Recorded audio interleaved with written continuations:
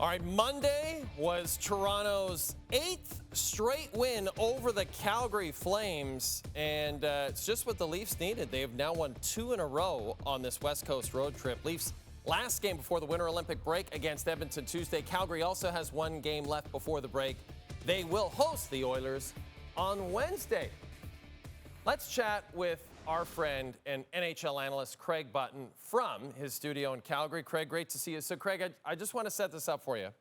Last Thursday, the Leafs lost to Seattle, okay? They had just 1 win in their previous 9 games, and they were 8 points out of a playoff spot. At that point, Leaf Nation universally said, let's be sellers. Let's end this season right now. Let's sell. They've now won 2 games in a row, and they're 7 points out of a playoff spot. Time to go shopping, Craig? Hey, listen, when you beat top contenders like the Vancouver Canucks and the Calgary Flames, I don't think you should be thinking about anything but shopping. How? Like, they got to be serious contenders now. What's the odds now from FanDuel? Like, what are they saying now?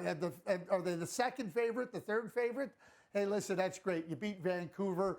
They didn't play very well. They got out to a lead versus Calgary, and they ended up on the right side of it, got some lucky breaks. Joe Wall made some good saves. Here's where it's at, Jay, and I'll be very clear on this, okay? The Leafs are not a contender. So for the Leafs, I don't care if you beat Vancouver and you beat Calgary. Where do you want to be? Because where you want to be, if they're honest with themselves, is to be a contender. And where they're not is as a contender. Listen, 7 points out, great.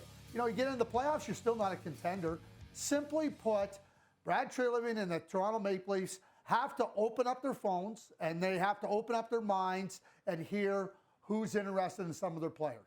And whether that be Simon Benoit, whether that be Troy Stetcher, Scott Lawton, Nicolas Waugh, Bobby McMahon, whoever, just open it. You don't have to make a deal, but this team has a very thin prospect group. It has a very, very spare draft pick cupboard. So how are you going to recoup this? Because if you don't deal with it now, or you don't start dealing with it now, guess what? You're just delaying the inevitable. And the inevitable is real simple. They're not a Stanley Cup contender. So what do you want to be?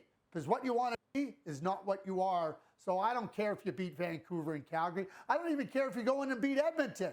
Bottom line is, it's time for the Toronto Maple Leafs to do what Boston did last year. Stare reality square in the face and act accordingly. And it's worked out so well for the Bruins this year, right, Craig? The way they retooled at the deadline last year. So then my next question involves the Ottawa Senators, who are also 7 points out of a playoff spot. They've won 4 straight. They've looked really good doing it. Defensively, they're terrific. But in your mind, is their situation any different than Toronto? Should they be restocking their prospect cupboard? Not at all. Listen, this is a really good team in Ottawa. Offensively, really good. Yeah, could they use another finisher? Yeah, they could, but that's about adding. Their offensive play is significant. Their defensive play is significant. Travis Green has done a great job with this team. Hopefully, Linus Ullmark, with his return, really good Saturday, comes back, just does what he needs to do. Because this Ottawa Senators team dominated the Pittsburgh Penguins, and they've been that much of a good team here.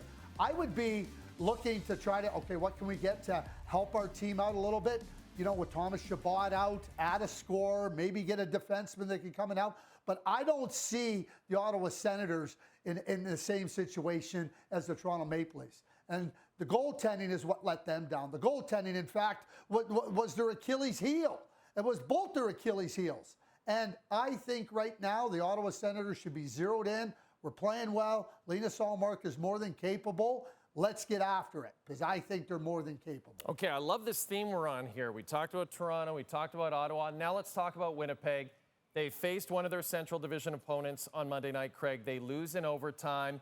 They played well against them, but at the end of the day, where do you feel that Kevin Cheveldayoff's resources and thoughts should be as we head into this roster freeze? You know, it's really interesting, Jay, and you talked about it. Like, they played really well and they came up short. You know, they were winless in 11. They played good for stretches of those games, even for a lot of those games, and came up short. You look at where they're at and trying to climb 9, 10 points. That means you got to win 5 or 6 more games than the teams ahead of you. You're not climbing up the standings even heading into this game where you were 7-3-2 in your past 12. I said going into this game, anything less than, if they had 2 losses, you have to think about, different moves at the deadline. I think that now, considering that Utah won, considering how many teams they have to pass, only getting 1 point out of Dallas, I don't really care what happens on Wednesday. I think reality is set in for the Winnipeg Jets. Kevin Cheveldayoff has to do exactly the same thing as Brad Treliving. Open up your lines, open up your minds, and start considering what teams would be interested in your players and what you can get from them. The season hasn't been anywhere near what the Winnipeg Jets' expectations were. That happens. It's time to recognize that and make sure you don't end up in this spot. Because if you don't address it now, I don't know when you're going to address it. And again, that doesn't mean you have to trade players and just go willy-nilly. What it means is listen, hear what teams are ready to offer you, and then try to reset for next year. You have Hellebuck, you got Morrissey, you got Scheifele, you got Connor, you got some really, really good players. I think they were short 5 players, 6 players this year in terms of trying to give them some significant play, and it wasn't enough. And I don't think whatever they do is going to be enough. I think they have to look at making some changes and moving forward with the idea that next year is more important than trying to kid yourselves about making the playoffs this year. Craig, you were on fire today. We loved it. Thanks for this.